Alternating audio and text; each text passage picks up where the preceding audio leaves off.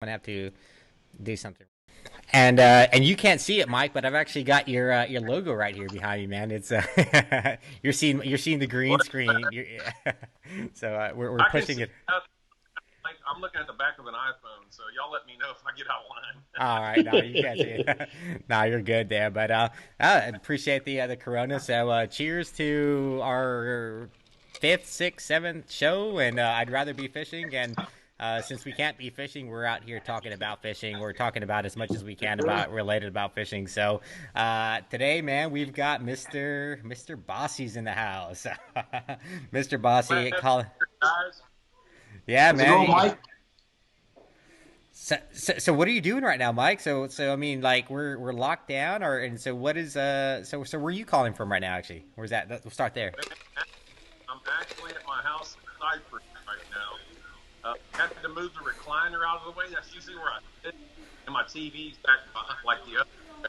So we're just sitting here in Cyprus. We're still working. We're still down south. We're just still operating. A lot more website orders.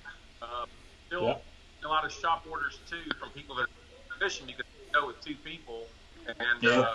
get out there and kind of social. Man, we're just sitting at the house here in Cyprus. Go fishing tomorrow morning in Galveston, actually. Oh yeah.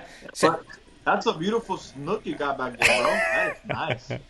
Not a bad one. what's the story behind that one? You can't really see the bait fish, but I did it kind of as a joke in a certain way. It's an actual croaker they have painted. I didn't catch it on a croaker, but I put Yeah, the I can croaker see. about to eat the croaker. Just kind of Yeah, has a you can little see the croaker there. You can see where it's going for All it. right. I mean, That's if you neat.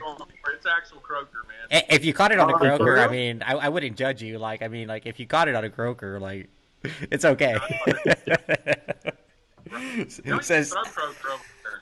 Oh yeah, absolutely, man. It's easy. Just like for me, like I know a lot of people bash it, but I mean, like for me, it's just like go out there, like especially when my buddies from Houston. My buddies from Houston come in, like they go down to the valley maybe once or twice a Sure. year to go fishing, and like they just want to sit down and like be on the boat and drink beer, pound them, and like Right. so and I've tried like wading with them, and they won't get in the water. I've tried like doing different things, drifting, and like they don't want to do any of that. They just like we don't see each other very much. And so when we see each No. other, everyone wants to catch up, and like the idea of kind of social distancing or whatever at the time, like wade fishing, that doesn't apply when you get with your buddies, and it's just like, hey, we're just gonna get together, we all want to catch up, and we just happen to be fishing while we're doing it, and that's when we throw croaker in the summertime, man, and it's good, it's easy for me to put them on fish, so You know, Sure. I'm not a guy that throws them all the time. I'm not against them, not for them. It probably would help me if they have them, because I sell more plastics. But hey, man, you can eat them. I throw them a couple times a year, free fishing for the Shallow Sport Owners Tournament, just because everybody down there is 250 bucks bait.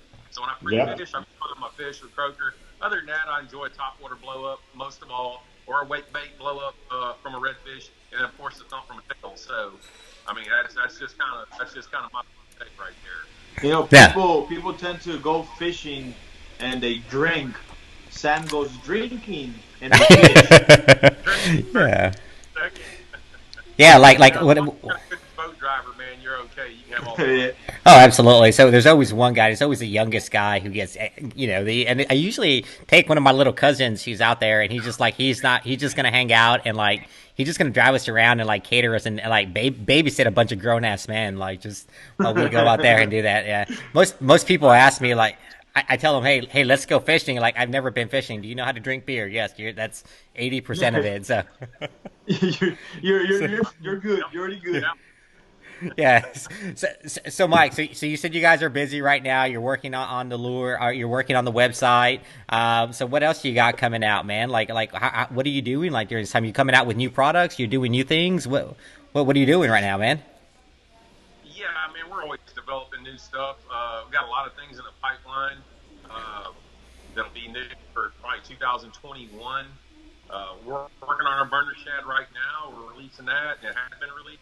Kind of adding some new colors to it, and just kind of getting more diverse with that because you want to release a certain amount of colors at the same time. So Yeah. that's been going good. Got a new color in the super model that we've released called Supernatural. We'll play on words there, and that's well just started hitting the shops.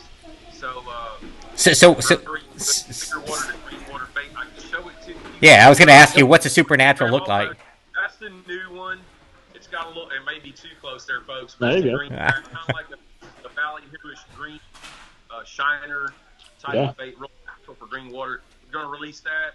We actually have released that, and it's hitting the market right now. So all we've been working on, trying to keep everything going with this coronavirus deal. Just working on new stuff, fishing as much as I can, and that's about it. But business is good. It hasn't been great like it could be, but there are people still fishing and buying plastic. So hey, we're Yeah. blessed, man. A lot of people shut down and doing anything right now. So we feel blessed Yeah. because people are buying our product and fishing.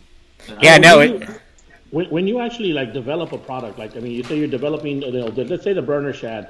Was there something specifically that led you to do that? Like, were you fishing and you thought of something that day, like, or is it something from the past? I mean, what leads you to develop something new? Man, I try to develop a better mousetrap. That's just what I. That's the way I kind of look at it.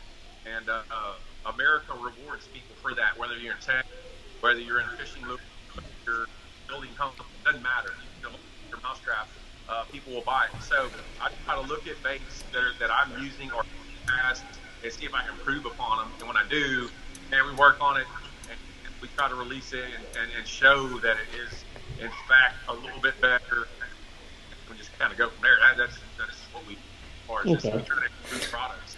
Hey, Jacob. So I made some adjustments on my side. So we got one of our guys watching. We got several guys watching right now. One of them was saying that, hey, you sound a little far away. So I made some adjustments on my side, Mike. I Okay. increased the volume. So I think that should cover it. But if it hasn't, guys, let us know below.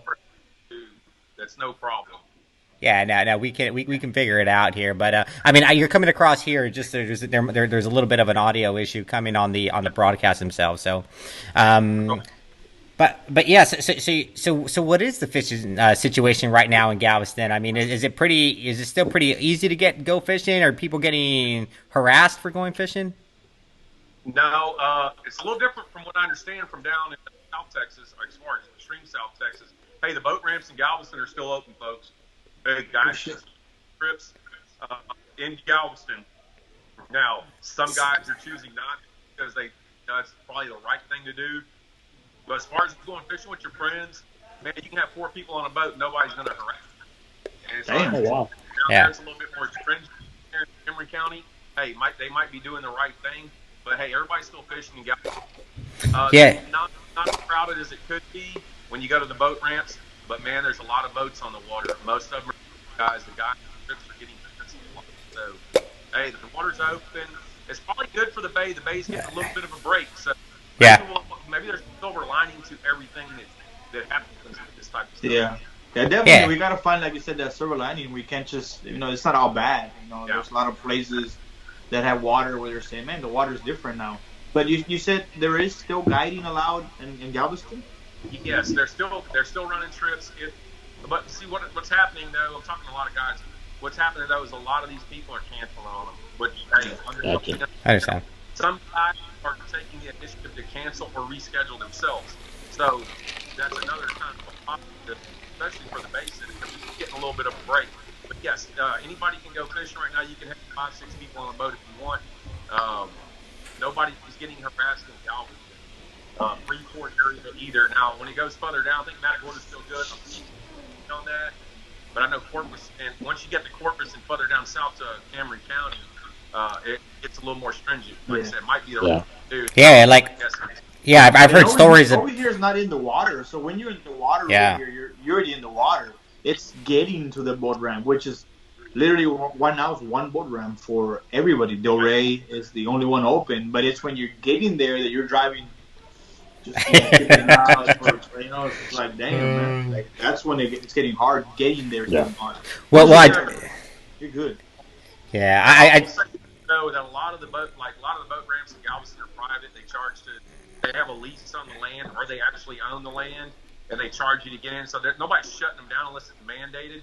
Now, if it's a city park, like there's one in Baytown called Bayland Park, we were going to launch there one day. Hell, it was a couple weeks ago, and they had tarp plastic all over laid across the boat ramp, so you couldn't actually put your boat ramp in because it's public, because it's free, because it's $10. So Yeah. those are Yeah. shut down, but the private ones are open. Majority in Galveston are private. yeah. Dang. Yeah, Yeah. over here just one. Yeah, I know. Well, I just saw like I saw a lot of people posting stuff out regarding like Laguna Vista. Like they just passed a Yeah. city ordinance around, just like the mayor signed something saying, "Hey, fishing's open." So I'm not sure if that's going to Yes. result in like additional boat ramps being open. But I think the thing with the Laguna Vista is that the only access, I think you have to have some type of ownership in the area. Yeah, Okay. it's one boat ramp at the park, and it's a private. Yeah, it's private. Okay. Yep. Yeah, you got to have some type of ownership. Locked with a key. Most of the time, I only launched there a couple times when I'm going with somebody that knows. Yeah. Somebody to go there, but hell, most of the time we used to lunch at White Sands. So, Yeah. So, no, good deal. But it sounds like you're still out there to being able to get out there and do some fishing right now. And so with the less pressure on the fishing there in Galveston, I mean, has it been better? Have you seen anything different? it's still people out there. People are catching them. Pressure, from what I understand, is better south of the Matagorda around Corpus and that Okay. now, just because they've been more stringent. But there's a silver lining out of it. And I was talking to somebody about 2 weeks ago when we were fishing. He's a tournament partner of mine for like the Rudy's Redfish series and heats and all that. And we just go out and fun fishing. So there's no pressure now to like go pre-fish and have to actually try to find fish Yeah. for a tournament. So now we can just go out and just go do whatever the heck we want. And man, it's been a lot of fun. And I kind of just missed and forgot about how fun it is just to go out and just go throw a topwater, just bust out on the reef that you never fished before, because you don't care if you catch anything or not. And Yeah. it's a good No. learning experience. Find new little spots that hold fish, little nuances on reefs, little nooks and crannies that hold 2 or 3 fish you can catch them on. So it's been fun. It's been a great experience, and I've enjoyed the time. That sounds crazy. I've enjoyed the time fishing without pressure on me to go look for tournament fish. That's Yeah. definitely the best time, man. Like I was telling Sam, like I love just going out there literally with fish grips and that's it. If I catch them, great. If I don't, and even if I do catch them, they're going away, you know. But it's awesome just to go out there and do that. Yeah. We No. killed a few of them, though. We kept a few for but we did release plenty of fish too. And we haven't caught anything very, very big, but maybe quality, nice fish. And we've enjoyed our time actually going to morning and just stomping around and having a good time and just going to go fish with West Bay. There you Nice. go. Good deal, man. Yeah. So I've gone Mike. twice. I've gone twice since the whole thing started happening, and it's been solo. I've been 2 solo trips, and the thing is, I'm starting to like it. I'm starting to like myself, man. It's because you can lie much more when you're by yourself. There's no pressure. You're taking somebody that's like, hey, man, I ain't been out in a long time. I want to go catch fish. Man, you're really scrambling sometimes, because sometimes you get them, sometimes you don't. But, man, when you go by yourself, you can put the music on quiet, cruise around, stop somewhere. I took my shirt off last time. No joke. I took my shirt off. I was driving the boat with no shirt, man. I was like, I felt so cool. I was like, man. Keeping it down to keep the root. So yeah. So I mean, one thing that's definitely going to change is like as soon as this mandates or kind of these restrictions are over, it's going to be the opposite, right? It's going to be everyone's got this like this itch right now, right? We haven't been able to go fishing, and like as soon as like Victor's, it's like that crack itch, right? Like whatever. And so as soon as we get the green light to go, man, it's gonna be slammed out there, man. There's gonna be people everywhere. But I mean, you can't hate them, man. We've been locked up here for a while now, so it's gonna be it's coming out though. But so it sounds good. It sounds like you guys are doing well, Mike. It sounds like you guys are continuing making the most out of the situation, what you can right now. So one of the things that we really want to talk about kind of here around this show. So this is so we've had a show. It's called the Art of Fishing Show, where we talk more about kind of fishing tactics and different things around that. And The but first this one that is, you were in. The first one yeah, that yeah, you were yeah, in. yeah. It was very fishing like experience sharing. But really, like what we want to do on this show is kind of like give people a different perspective of the brands and the people. Like obviously, like we're all familiar with Down South Lures. I mean, I started off with Dirty Tequila. That was my introduction to soft plastics, and so. But Now it just does tequila. yeah, now it's just straight tequila, right? Like clean tequila, like yeah. But one of the things that we'd like to do is kind of like talk about the people behind these brands and like and learn a little bit about the history of them. And so one of the questions I'm going to ask you like right now is like how did Down South become Down South? Man, I'll be honest with you. I may have told you, and if I have, forgive me. I'll make it as quick as possible, so it doesn't I don't bore y'all guys. But like I said, I started out freshwater, and I'm gonna tell you right now, I didn't catch my first deep redfish until I was about 7 years old. And I mean, for all freshwater. Mom had a bass boat right through from me, and he'd take me fishing. Love him for that because I was probably a pain in the ass. But man, we learned how to deep water fish with Carolina rigs, and a lot of the baits he threw, they swam when they fell off that ledge because we're throwing Carolina rigs, marking them 15 foot, falling 20, and we'd catch our baits falling. So I started fishing saltwater. Fast forward about 10, 15 years, started fishing saltwater kind of strong, and I'm like, man, I want something that brings a little freshwater flair to it. It has a little bit more action, right? And so I developed that bait doing that, and it's been successful since then. And that's basically it swims on the ball. That's my trademark saying, slogan, whatever you want to say, and that's works. So that's where it came from. I mean, it wasn't rocket science. It was just a fisher. This is what I want. Yeah. I really never thought I'd make it to a company. I was just making something that I wanted, and then it grew. Started buying it, asking for it, and it just kind of grew from there. So definitely like a little like production. Man, I would say major production since 2012 or so. Started in 2009. Okay. Still had a job at those times, and just kind of moonlighted at it. And then as we grew, then we cut a production mold and just went from there. So what were you doing at that time? What were you doing in like 2008 and like when you were starting making these molds? Like, what was your full-time job? No, like. Actually, I was actually working for a Mexican company called Cemex. I was selling concrete for them, selling aggregate for road construction, for high-rise construction, building materials, raw materials, and that's what I did for almost 10 years until I got into this full time and went from there. And you were living in Houston at this time, or where were you working at Cemex? Around, they moved me from. I started in Houston, and then I went to New Braunfels, worked out of their big quarry, selling crushed up limestone, and then El Paso selling asphalt concrete and crushed limestone. Then they moved me back to New Braunfels, and by that time I grew the business big enough to where I could make a living at it. And so is that where you're from? Like where's your stomping? Are you said Conroe, and that's where you grew up at then? No, actually Cypress, not too far from Conroe. That's where I went to high school in Brooklyn area, which is just west of Houston, about an hour on Highway 290, and then that's where I grew up there.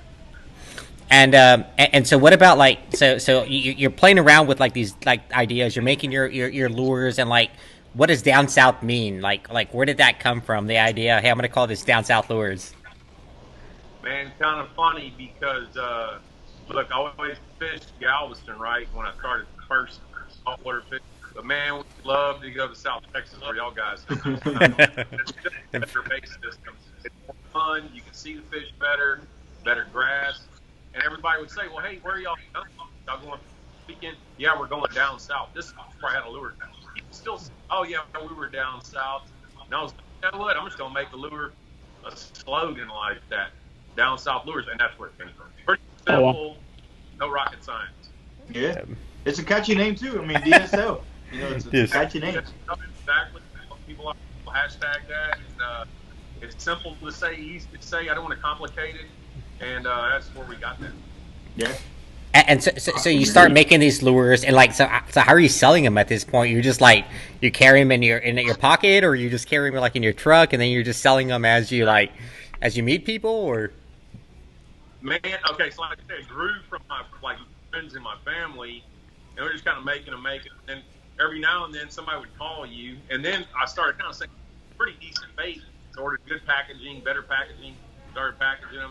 And then get different stores and get them in there and give something. You take a lot of losses in the beginning because you're giving something to guys. It's just like everybody, and you just go from there, and it just kind of grows. If the bait's good and the marketing's good, good, then you'll just kind of spread by it. Yeah, no. So that's one thing that I've learned, kind of like in the stuff that we do, is it costs money to get people to trust you, right? And Right. that's where there's a lot of money in marketing, and regardless if you want to do Your anything, phone's calling, Mike. Is my yeah, phone moving? It's good there. yeah. Okay. I thought it looked like it was moving.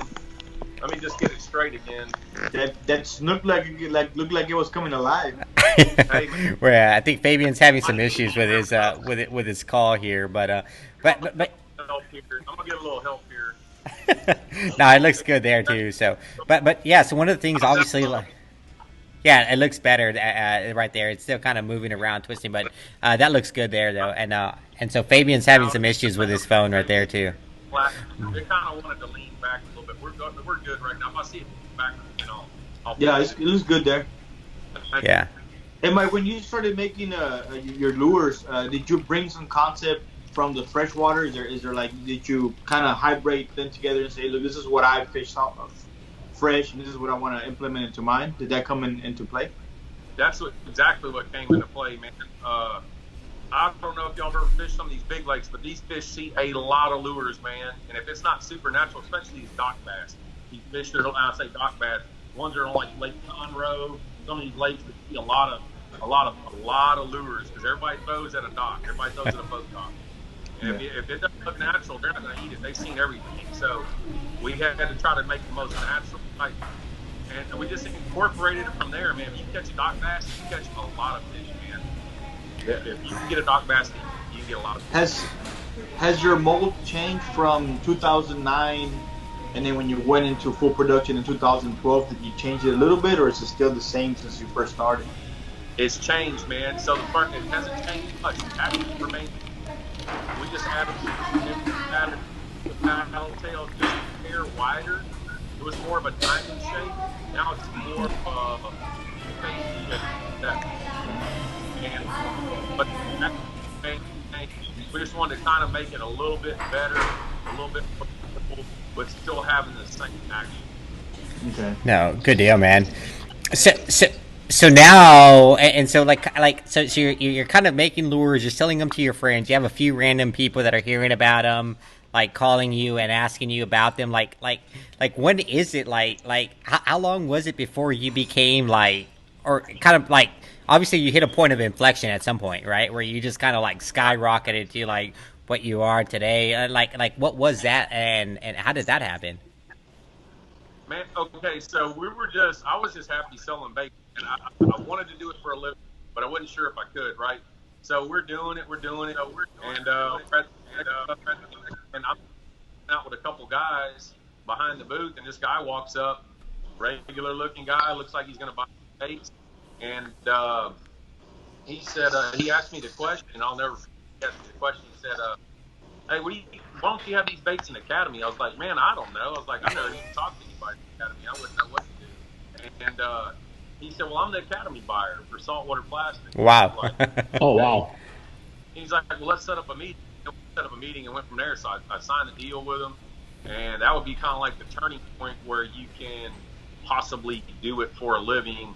It's not easy after you get in the academy because you have to move and they have certain things that you have to meet requirements. Every quarter, if you don't, they're going to pull your SKU. So it's a continuing process. It's not like a lottery or anything. Don't make as much money as people think. And this happened in 2012. That's when this happened.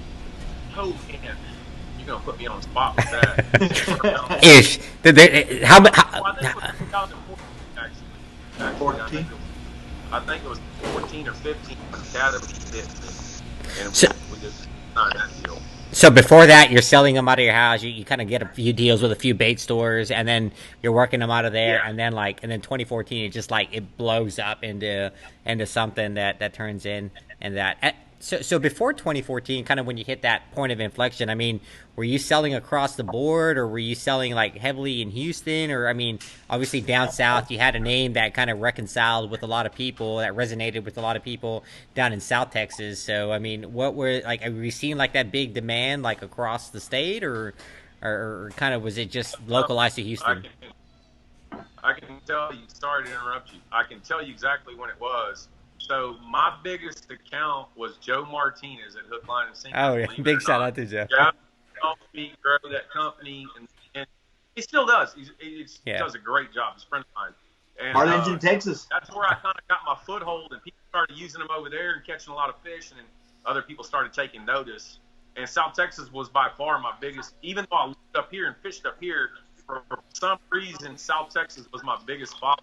And then it moved to, across statewide, I guess you should say. Honestly, like looking back at stuff, like I think the reason why, like one of the reasons why you were so successful in the valley is I mean, like fishing with lures didn't like become a thing until 2012ish, and like I know a lot of people were fishing with lures before that, but people weren't, right? And so people like Joe were like it was like down south lures, and that's what happened to me. Like it wasn't Joe, but it was someone that bought something from Joe that introduced me into fishing the soft plastics, and was like, hey, I've never caught anything on a soft plastic, and so but here's one that you can go try, and when you catch your first fish on a lure, like it's like, oh wow, you just like you build a confidence around it, right? And now, like lures are all about confidence.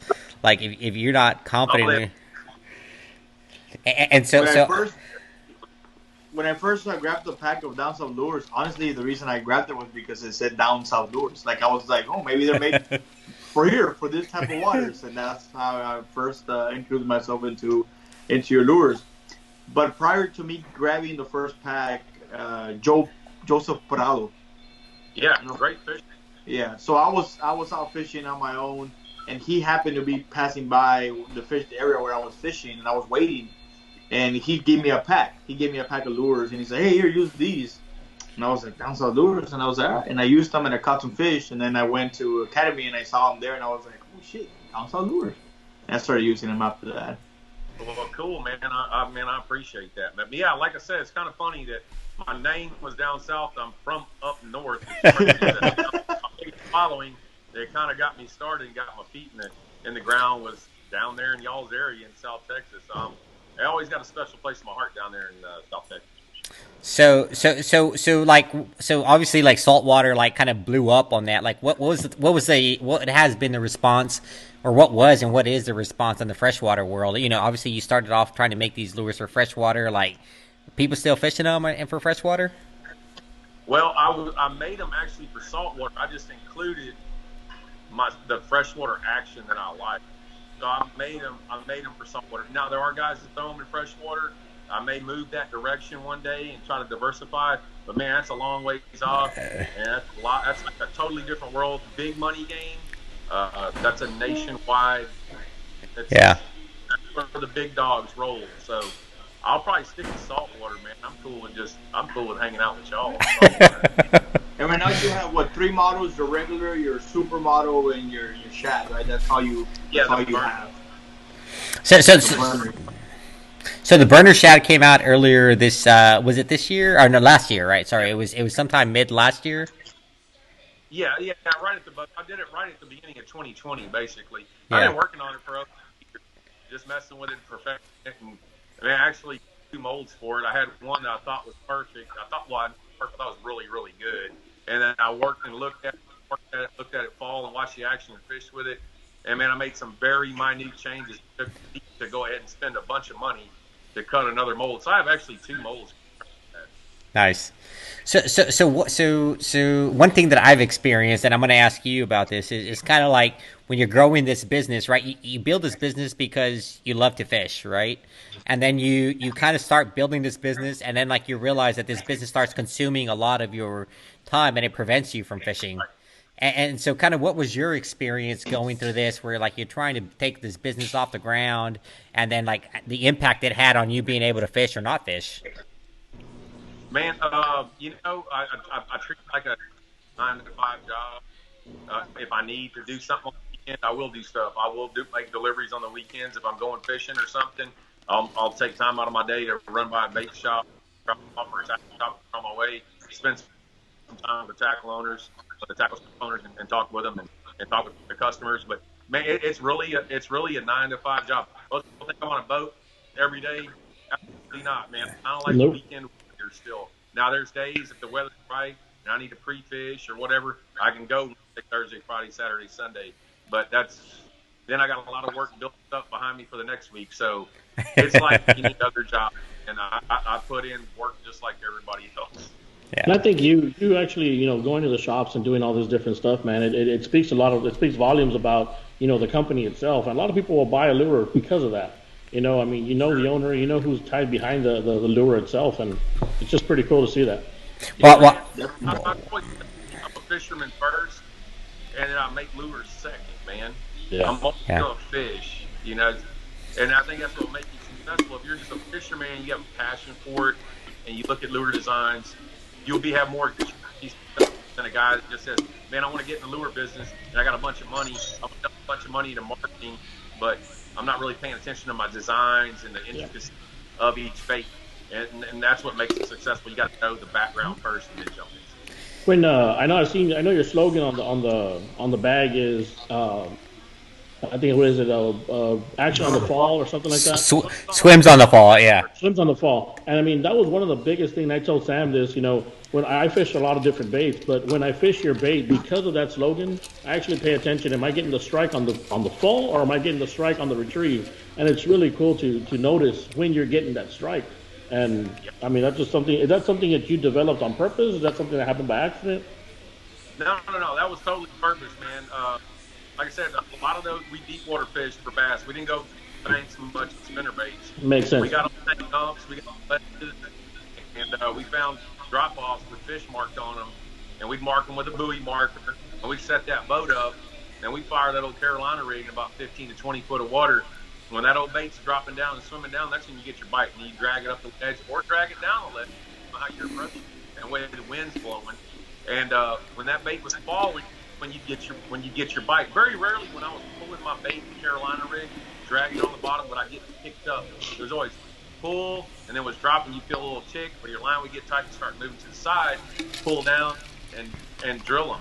There you And go. fish predators, man, they're all the same. Don't care if they're in salt water or freshwater. They're just Mother Nature. You're trying to survive. So they're things that look natural, that look easy to eat without spending a lot of energy, and that's how they survive here. So always wanted something that swam on the fall, and that's why I developed it that way. Oh, that's awesome. So, Mike, I know you fish a lot, man. You fish a lot of tournaments out there. So when you go to these tournaments, what's your setup? What do you take with you when you're fishing a tournament? Like in terms of like rods and like setups and like what do you have with you? Man, for these redfish tournaments, pretty diverse because you can catch them a lot of different ways, in a lot of different ways. These guys in the marsh over here and Gal Freeport are tough to beat a lot of times. And when we'll go do the marsh fishing, we'll do water fishing. So it just depends where we've been catching them and where we've been pre-fishing and looking around. If I'm looking deep water, I throw a lot of throw a lot of crankbaits, throw a lot of crankbaits. When I say crankbaits and lipless crankbaits, totally different. One's a rattle trap, got a bill on it. Throw heavy jig heads with down south lures, dropping them in the rock, and we'll approach it that way. If we're in the marsh and the water's dirty, a popping cork with a gulp, popping cork with a down south on it with some Procure, just depending on how you approach it, and that's being honest. And your rods and reels and line have to match. You can't go out there with a medium light and expect to throw a popping cork. You need a heavy rod with 50-pound that can actually handle the whip and action of that popping cork as it flies off the spool. So you got to have a diverse type of. That's why I'll go with 8 or 9 rods sometimes. I have everything set up. I have every lure I need set up and ready to go for that situation. Hey, Yeah. Mark, I got a question for you. What's your favorite color? Favorite color, purple rain, man. Pure purple rain. If I had to pick one color, I would pick pure purple rain supermodel. Very close to chicken of the sea, would run a close second. Pure chicken of the sea. I don't produce that color just yet, but I pick them out of. I get some in my boxes when I order. I picked up fish myself. Those two colors are very tough to beat. All around color and all around water clarity. Now you can't. Now if it gets dirty, I'll Color X, which is the copper flake belly with the dark smoke back with red flake. Texas red shad. Those are awesome dirty water colors, like Freeport when it's muddy, your visibility is less than 12 inches. Those show up really well and seem to produce better than some of your light. But man, down there in y'all's area in Cameron County, I'm going to tell you right now, red with a white tail is hard to beat, man. That's my favorite color, no matter what. No, what I'm doing, it's I always have a red and white like On that. that. So we got a lot of Yep. Valley people following us and listening to us, and you do a lot of fishing with Captain Smiley and some of the other Andres and some of the other guys down there out of the arroyo out here. So when you're going out there with them, I know we talked about kind of like when you're fishing a tournament, it varies where you're fishing and where you're at. But if you're fishing in the Valley, what's your setup? Like, what size of jig head are you using? What colors are you using? Okay, pretty simple, man. So down there's not as much water, so you don't have to be as setups, right? So I like a 7 foot medium, 6'6" medium, 6'6" medium heavy. Just depends. If I'm throwing a popping cork, of course, I still want the heavy action, Yep. so I can throw that popping cork a long distance. I throw pretty much all bait casts, and better to have a wider spool with the bait caster if you're throwing a popping cork.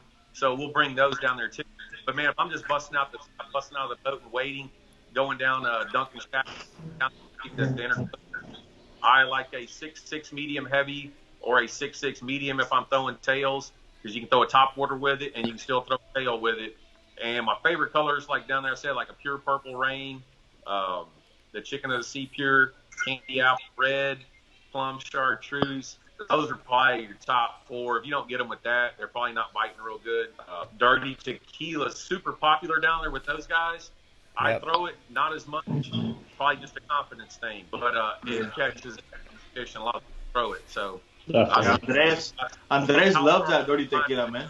Oh yeah, man. I've been out with Andres fishing before, and I really like I really like fishing with Andres because Andres does like a lot of sight casting, right? And so What's his he's last name? Guerrero from Official Charters, Guerrero. yeah, yeah. So one thing that really struck me out, like he uses the I can't remember the name of the jig heads, but they've got the rattles on them, and Texas Rattler. yeah, the Texas rat. golly, It's You're like a Rex. naughty hooker. It's no Rex. razor, Yeah, Hellraisers, yeah, yeah, yeah. Hellraisers. yeah, that And guy so, actually lives around here in Houston area. It makes sense. yeah, and so he's got those out of dirty tequila, man. And like we go out there, and he's like chasing them, and like he can see those fish from like like hundreds of yards away. He's like, hey, there's a school of fish over there. We're gonna pull up on there, and as soon as I stop the boat, you cast into them, and we're gonna hook up on some fish. Bingo. And it's just so much fun doing that, like out there with the. But and so, what about your experience, kind of with the 212 rig right there, man? Obviously, you have some history with Smiley out there. So what's your experience with the 212? It's an excellent way to catch bait. I mean, catch fish. I'll be honest with you. There's been many times I was throwing top water, and you would be really surprised how many fish actually follow that bait close to the boat where you can't see them, or sometimes all the way to the boat and never strike. But they'll be more apt to strike if they're kind of with that tail just in their face. They're up there looking at that bait, the top water bait, and they go, "Oh man, it's a little morsel right there," and they just grab it because it's easier. It's not as loud. It's not as overpowering. A great way to catch fish, especially Yeah. a great way for beginners to work a plastic, to learn how to work a plastic and be able to throw it further because you got the top water on there and you can heave it a long way. So it's got a lot of great qualities to it.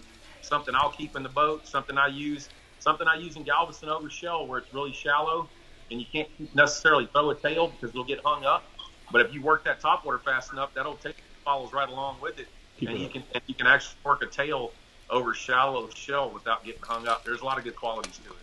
Yeah, it sure is, man. I've been using it for I'm gonna say maybe about 6 months now, and it's pretty neat, man. It's pretty neat. I took my wife with me, and I was like, "Here, use this," and she's like, "It's not gonna work." So, all right, I took it from her. Second cast, I hooked the nice red. Then she wanted to use my 212 rig, but Yeah, where's my top water at? Set back, set your hook. There's a fish on there. yeah, if you don't see it, that's a good thing.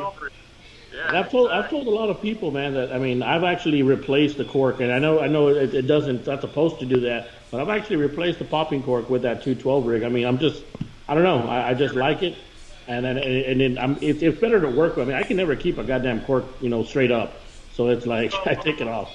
you can cover so much more ground with the 212 rig because you're continuously working. You're still getting Yeah. sound, you're still getting the action, something to and draw the fish in, and the water clarity down there is nice most of the time, right? Yeah. So when you're in quarter Galveston, sometimes you're fishing these back lakes, and you need something super loud that kind of sits there for a minute so they can actually find it. So that Gotcha. popping cork excels there. In regards to where y'all are at, I would probably be more apt to throw the 212 rig. Gotcha. Yeah, and like I said, when I use it, I actually almost like you. I use it in shallow water. I like to use it when I'm fishing about a foot and a half of water, and that's where I really like to use it, especially from the boat and the drift from the tower. You can see those reds chasing it, and it's just awesome seeing them just hit it, man. Oh yeah, they'll hit that old top water sometimes too. Yeah, they will. Yeah. I get more hits on. I've never caught a fish on top water, and I've had so many hits with that damn 212. I'm gonna put a hook on that. You need to put a hook on that guy. He's never caught fish in the top water. I keep on telling him, stop going with me, but he still wants to go with me. Down a couple of them spoil islands, we'll get you one. Yeah, we need to. Trout holographic and go to work. So Mike, now that you know, obviously Down South like is a big brand, it's well known. So like, are you like how do you like how do you manage this kind of like celebrity style? Like, where do you go? Like, obviously you go places and people recognize you and say, "Hey, that's Mike from." Not y'all think. It's always an ugly guy too. If he does, man. Well, it's kind of hard to miss somebody. Well, we're all ugly, like yeah. I mean, You got some people in the fishing industry that I've met before. You got to recognize you, man. We're just a guy that makes plastics. I'll be honest with you, not too many people. I think the beauty is, I mean, the people in the fishing industry know exactly who you are. I mean, not only do you make baits, but you're also what, 6'3", 6'4"? Yeah. 6'3". Especially when you come to the valley, it's like, okay, that guy's somebody. He's on a basketball player. He ain't from here. I guess, right? Yeah, he's. So one of the things I claims to be from down south. He's not from down south. Yeah, but actually, like. One of the things I really appreciate about Mike is and even I ever since I met him and like even at the Houston show I was in there. I wanted to go say hi to him while we were there talking, and one of the things that like he had someone out there that was like new to fishing, and he said, "Hey man, I'm trying to get into lures, and I've heard a lot about your stuff. Like, what do you use?" And one of the things that Michael said was, you know, you can use any lure in this room. Like, there's hundreds of people selling lures here, or there's hundreds of different lures that you can use out here. And it's all about you learning how to work the lure. You can chunk bait, you can work gulp, and like he wasn't like trying to sell this guy on fishing. Hey, you have to fish the down south lure in order to do that, right? And obviously, like I've had several conversations with Mike and a lot of beers with him too. Actually, I got in trouble that one night we stayed out, Mike, and so I probably need you to. I told my wife. Yeah, I told my wife I was hanging out with you and with Smiley that night at the pool house. Smiley. And we all know Smiley doesn't drink very much, right? But very little. But nonetheless, like so one of the things he's looking good, man. He's looking good. Looks like he got into a little bit of a diet. He's looking good. Yeah, but that's one thing.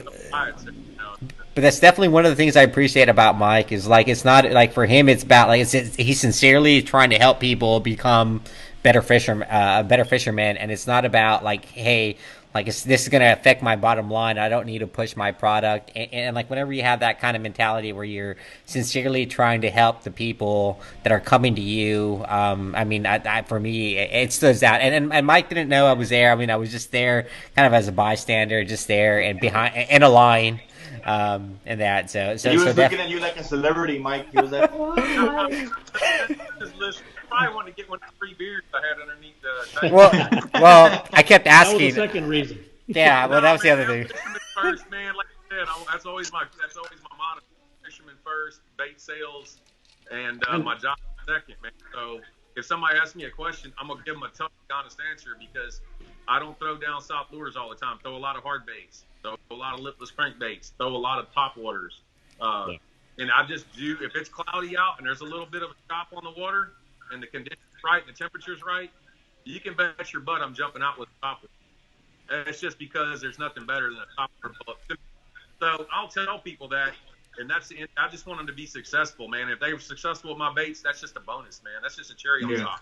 And first. I That's mean, all. I think that's the one thing that attracted me to down south, and the two things actually. You know, one, we made our television debut with 7 Day Addiction on one of your commercials with Texas Boys Outdoors, and I was like, man, I mean, I was watching that commercial and I'm like, oh shit, that's my cap. That was with Hollis Forrester. Yeah, Hollis is on. Yeah, Yeah, Hollis is and wearing your hat. yeah, and I was Still like, running. I mean, and I was fired up with that. And the second thing, it was at one of the shows. You know, I went up there, and of course, I shook your hand. I mean, again, you don't consider yourself a celebrity in the industry, but I mean, I definitely do. And I shook your hand. You're like, "Hey, Fabian, how's it going?" I was like, "Oh shit, this guy knows who I am." Everybody, man, just try to.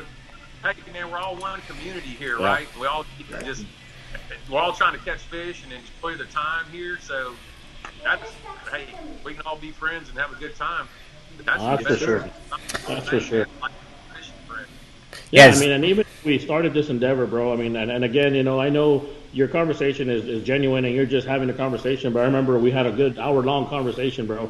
And you gave me some amazing advice and amazing encouragement, you know, and just a matter of one, I got your back, and that means a lot, you know, and two, you know, the advice you gave me going into this business and going in full time, it's crazy. So, you know, I appreciate that, and I want to thank you for that as well. Yep, absolutely, man. We'll keep on rolling, man. We got a long Yes, way. sir. Oh yeah, oh yeah, Yeah. We got a long way. especially with this going on. Yeah. Yeah, So, right, no doubt. so, Yeah. so, We'll so, do it, though, man. This so, country's Yeah, gonna for open sure. back up. I'm telling you right now, guys, this country's going to open back up, and I got faith in American people because they're going to be resilient and they're going to go back to doing what they want to do. They're going to go back to restaurants and eat good food. They're going to go back to these hamburger joints and eat good burgers. And we're all going to go back to movie theaters and we're all going to sporting events again, and it'll all be over with before we know it, man. And it'll all go back to normal, and we'll be better because of it. I think Yeah. so. Plus, we got our stimulus check in. yeah, so go buy some of these new down south lures online. Anyone that's watching here, come on, support the cause here. But Mike, so obviously we're going through what we're going through, and so like obviously we're talking about fishing and different things. But how is this like kind of coronavirus thing like affected your day to day life? What you're doing each day, and like how like you know, or like what how has it affected you? Lot more careful now because I got my parents there that I work with, and they work with me every day. So my dad's 73, my mom's 69. So, man, I'm not as concerned about catching it. I'm concerned about catching it and giving it to them. Right. Yep. Excuse me. So I'm real careful. I carry these little wet wipes that are 99.9% kill. They kill 99% germs. So I carry those when I go to the gas pump, especially to fill up my truck. I wipe down the gas pump, the handle, and just make sure I sanitize all that stuff before I pump. And then, man, when I go in there, I get what I need, and I come back, I pull another wet wipe my hands down, and man, I'm gonna tell you, my hands look terrible. It looks like because all the alcohol is just, I'm just, Look what happened to me, man. Look what happened to Victor's hands. Look what happened to me with other than wiping my hands. been bad. So, Yeah. Yeah, but I mean, And obviously, you're doing what you like do. I said, we're working. We're still continuing to work. We're just more safe. When boxes come, when stuff come in, we just make sure. Like we had some lures come in from Georgia. They're on a pallet. We didn't touch them. Let them sit in the warehouse for over 24 hours before we open them, because supposedly the virus will live on a box for about 24 hours. So Right. after 24 hours is up, then we cut it down, broke it down, just in case there was something on there. We would spread it from state to state because Georgia had some bad cases. And it's funny, be like, careful like that, man. and it's funny how careful you are. You know, one of our a girl down here, you know, sent us a thank you, and I told Sam because she sent us a thank you package of beef jerky, and it came from Ohio. So the first thing I did, I got the package, like, okay, I don't know what the heck this is. I called Sam, I go, did you order jerky? He's like, no, I didn't. So I freaking got that bag. I put it in a plastic bag.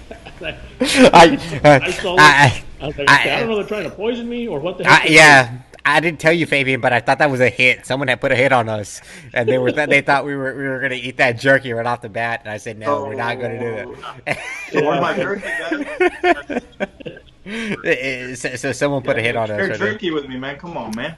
Yeah. So how Mike, careful you are. yeah. So I mean, you've done great. You've done an amazing job in what you do, and you have a great product. And so, like looking back, like at the last almost like 11 years now. What's the thing that like that you're most proud of? What makes you like happy? Like what is it about kind of looking back and what you've done specifically with Down South Lures that kind of like, like, hey, like this is awesome. Man, I'll be honest with you. You probably answered it. None of y'all are really gonna think. It's being able to fish with my friends more, and that's it, man. Because it gives me the freedom to be able to take off and go fish with some special people that I never would have met. Never would have met. I might have met them, maybe had papers, but we become friends. We talk more about Seinfeld episodes and the coronavirus and joking about cooking and stuff like that more than we do fishing. These guys, they fish for a living. They don't want to talk about fishing. And when we get on the water, it's just a lot of fun. We have a good time. And that's, out of the lure business, that's my favorite thing for sure, is that I can fish with some phenomenal fishermen. They teach me some things, and we just have a good time. And not constrained to a 9 to 5 every day if I have to be. I will work a lot, but still have some freedom if I need to take off. And that's probably the most rewarding thing out of the whole thing, is fishing with my friends. Absolutely, you remember when you came to the show and you talked about seeing bait jump, that somebody had showed you seeing the bait jump, and if they jump different directions, that means they're fish. It's funny because since I heard you say that, I'll be damn drifting and I'll see the mullet and I'm like, come on, jump sideways, jump sideways. Jump to the side. If you change the direction, may not be something chasing them. I'll repeat that, and I don't mind giving that information to anybody. If they're just jumping in a little single row, it may or may not be something.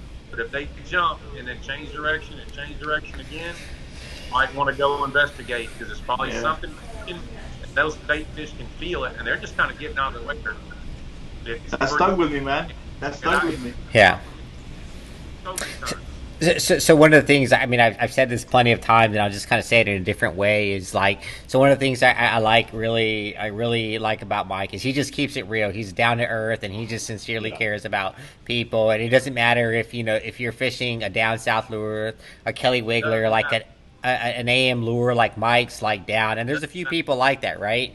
And there's a few people that are the opposite, right? That like, no, like we need to, like, we have these walls around us and what we do, and definitely that's not Mike, right? And so I definitely appreciate what you do. I definitely appreciate everything you do for fishing. I mean, like, I'm by no means am I a great fisherman. I mean, I'll do whatever I can to catch fish, including throwing croaker, right? Whatever, we talked about that, but I just enjoy fishing, right? And for me, like putting my daughter on a fish and hanging out like with my friends or whatever, that means a lot to me, and that's what it's all about. And I get that from you, like you see the least common denominator. It's all about going out there and enjoying what you do, and enjoying your time on the water.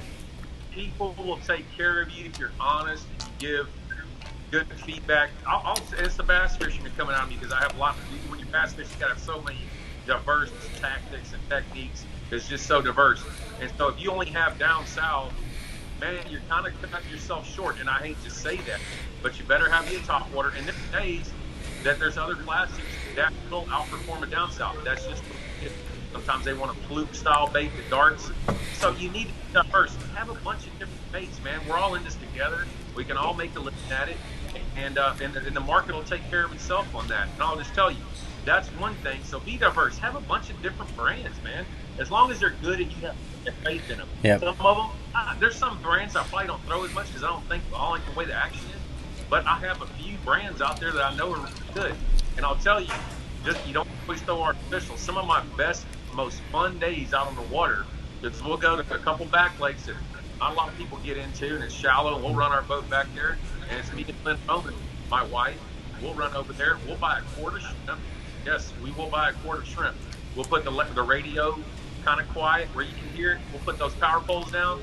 We'll get on a grass flat, and we'll just sit there, pop and cork shrimp. If we catch a drum, that's cool. If we catch some keeper reds or specks or a few flounder like we did last week, that's awesome. And there's no pressure. It's so much fun, and it's just about fishing. It's not about bringing back, full limits of all species and beating your chest at the top. That's awesome, man. Time and drinking a cold beer and listening to good music and enjoying company on the boat with yourself and with people that are with you. So, man, y'all take that advice. I hope, and go from there. And I think you'd find fishing a lot more rewarding sometimes instead of being Oh, fresh heck water. yeah. Yeah, man. I totally agree with you, man. I do believe something that my dad used to love to do is go out there chunk bait and Hmm? just relax. It was a different type of fishing from what I do, but there's times that I tell my wife, I said I want to take the kids and you and chuck some bait out there and just chill, put the music on and just chill on the boat, and if one hooks up, man. Exactly. Move down, those man. If you ain't getting a bite on a shrimp and a cork, three of them out there, just move on down to the next coral island. Then you might see that mullet do that to you too. Then you're gonna get Mhm. going. Yep, Yeah. So, yep. so, so, Mike, I just moved to Houston. I'm actually trying in the process Yeah, right now of trying to find a place to kind of store my boat right now. But you and I definitely have to go out fishing, man. And I want to, I want to take your introduce you. I want to introduce you to more like I'm actually looking forward to like summertime, like going offshore and like catching like your snapper and your dorado and or your mahi mahi, your kingfish and doing that. So how much of that do you do right now? not much, man. Not more, I'm not really an offshore guy. It's a lot of fun out there. I don't You have the boat for it, and do you get sick man, or I what? haven't done it much. I'll go out maybe once a year and catch a state water snapper. If I get lucky and see a ling or something, pitch something to it and catch it. But man, we don't do a whole lot of that. Would like to, just don't really do it. All right, dude. Well, it's on, dude. Like you and I, we're gonna be running like this. We're gonna be running the Galveston coast or whatever. Oh, let me know when you call me. You got my number. I'll show you spots where you can catch fish in Galveston. Then then you can go out there, and the rest is up to you. No, absolutely. There you go. So, Mike, definitely thanks again for taking some time out here to do Sure. this. Obviously, you're very busy here. We got a lot of you got a lot of things going on here, so we definitely appreciate you coming on out here onto our show and talking to us again. Obviously, I sincerely enjoy the conversations I have with you both while it's broadcasting and off broadcasting. Right? Like, I mean, you and I Sure. chatted a lot the other day, and like again like I just think like it's like you're like sincerely like I have a lot of appreciation for everything you do and for the type of person you are, and I respect what you do and for the fishing community. So In that Hey, same Mike. light, man, I want to do the same thing. I mean, shit, you're an academy, and that's one thing that I passed by that. I passed by down south. I think, hey, I know that guy. Yeah. Oh It's yeah. one of those things, man, where you've done a hell of a lot for the industry. You've done a hell of a lot for me personally, just in the conversations and advice. I mean, I want to thank you for that, and I know you don't consider yourself in any way, up there, but I really think you are a damn pillar in the angling community for sure. And you lead by example, and just like you said right now, man, it's about fishing. It I is. think business comes second, and that business will come to you. And thank you again for taking this time for talking to us, man. Really appreciate it. Absolutely. Anytime, man. Always welcome. Hey, anybody that's out there listening right now, man, y'all feel free to contact me, man. I'm here to. I'll point you in the direction of Awesome. spots to catch fish, community holes, put you in the right direction, colors, color choice, whatever y'all guys want to talk about. Top water, just straight up fishing. Hey, and feel free to message me on Facebook or call me on my cell phone, man. I am here to help. I enjoy talking fishing. That's what I do. That's what I do for a living. So, hey, folks, y'all call me, and we'll stay in touch. And I'm glad that I was a part of this webcast here, and really enjoyed it, man. Appreciate Thanks, it. man. so Mike, I don't know how much you know about Fabian, but Fabian has a history in music, and because of that, we've been asking, and I normally kind of give our guests a little bit of a heads up, but I didn't really give you a heads up on this here. But we like our guests to sing their favorite song, and I've heard during this time, like while I've been doing this, I've heard several people sing all different kinds of songs here. But it doesn't have to be a full song, maybe just a verse or a few bars, if you will. But so what kind of music do you like to listen to? I guess we'll start there. I'll tell you right now. I listen, and this is such a cop out answer, but I listen to a lot of stuff, man. I'm diverse. I like a lot of country. I like some old school rap. The rap now is more mumbling. A lot of country, some alternative a little bit, some rock, but you'll catch me most of the time. And a lot of this old school type, like what my dad used to listen to, kind of brings me back some of the '60s type music, and even into the late '60s. Man, We'll listen to Well, all that stuff. well, That's you what I'm mentioned so I don't have a lot of history on like that some of that old school stuff, but I do have like a history in like old school rap. So I'm gonna start something here and see if you how you do here. All right, I'm gonna put you on a spot. Right, all right. It's like 1, 2, 3 into the 4. Doggy Dog and Dr. Dre, something like that. That's good enough. I should know that. There you go. Oh, that was awesome. A few more beers, I think you'll be singing that quite a bit. Oh yeah, definitely. Well, definitely. That's not bad at all. We're kind of putting you on the spot here, but again, Oh, good, man. Purple rain. Hey, it is. French, right? and that now we know where the purple rain came from, right? So. Yeah. Yep, no doubt. But again, Mike, thanks again for coming and for everything you do, and for all our guests. Thank you guys for watching out here. Definitely, we learned a lot about Michael. We got to see a different perspective, a different angle of him. And again, like for those of you who don't know Michael, by all means, he's very sincere, and he's going to guide you in the right direction, whatever that direction may be.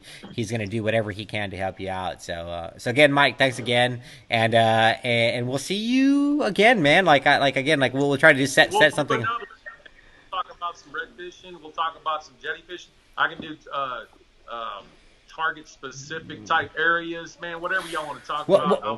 And one last thing, hey guys, give me a follow on Instagram. Give me a follow on Facebook. #Down South Lures, man. And if y'all do, feel free to shoot me a message, text me, and I'll try to help y'all in any way I can. And I'll always try to respond. Thank y'all very much, man. Enjoyed it. All right, guys. Appreciate it, man. We'll see you guys on the next one, man.